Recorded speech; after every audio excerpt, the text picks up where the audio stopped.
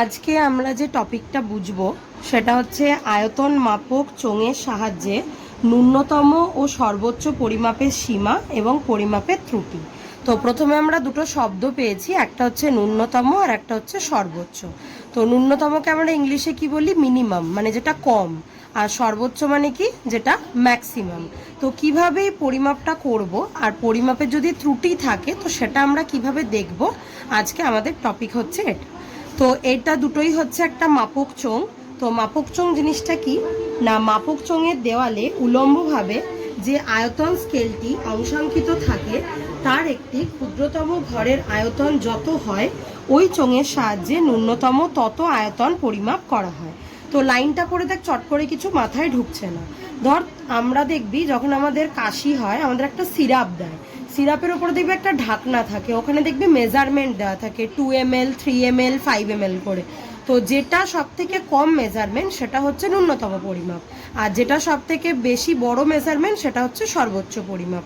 তো এখানে ওটাই বলেছে, ধরা যাক একটি মাপক চোঙের অংশাঙ্কনের একটি ক্ষুদ্রতম ঘরের মান 1 cc, যেটা এখানে লেখা আছে আমাদের 1 cc, এবং সর্বোচ্চ 100 cc পর্যন্ত দাগ কাটা আছে। তাহলে সব থেকে বেশি কি আছে? 100 cc। এখানে যদিও অত বড় মাপক চোঙটা আঁকা হয়নি বলে 100 cc দেখানো যায়নি। তো এখান থেকে আমরা কি বুঝবো যে সব থেকে কম আমরা 1 cc মাপতে পারি আর সর্বোচ্চ আমরা 100 cc মাপতে পারি।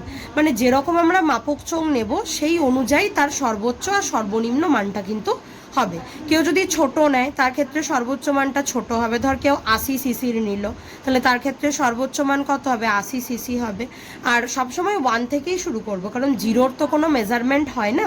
মানে আমাকে যদি এখন কেউ বলে 0 ml জল আনতে, তো সেটা আনা সম্ভব নয়। তো ন্যূনতমটা সবসময় চেষ্টা করব 1 থেকে, বা পয়েন্ট থেকেও শুরু করতে পারি, 0.1 0.2 থেকে, কিন্তু একদম 0 থেকে কিন্তু আমরা শুরু করতে পারবো না। এরপরে কি বলেছে? এই চোঙের সাহায্যে পরিমাপের সময় পরিমাপের ত্রুটি হতে পারে। 1 cc যদি এই চোঙের সাহায্যে কোনো তরলের আয়তন 20 cc পাওয়া যায়, তবে তরলটির প্রকৃত আয়তন হয় 20 ± 1 cc। সুতরাং ওই পরিমাপের ত্রুটির পরিমাণ, তো এখানে দেখ পার্সেন্টেজে করা আছে। তো 1 cc-তে আমাদের কত ত্রুটি হয়েছে? আমাদের 20 cc ত্রুটি হয়েছে। তো টোটাল যেটা সেটা রাখলাম, আর ওপরে 1। পার্সেন্টেজ করতে গেলে কি করতে হয়? ইন্টু 100 করতে হয়। তাহলে 100% পরিমাপের ত্রুটি হলো 5% ত্রুটি হলো। দেখ তাহলে কি বোঝা গেল যে সর্বোচ্চ মানে সব থেকে বেশি যে মানটা দেওয়া থাকবে সেটা হচ্ছে সর্বোচ্চ পরিমাপ, আর যেটা সব থেকে কম দেওয়া থাকবে সেটা হচ্ছে ন্যূনতম পরিমাপ।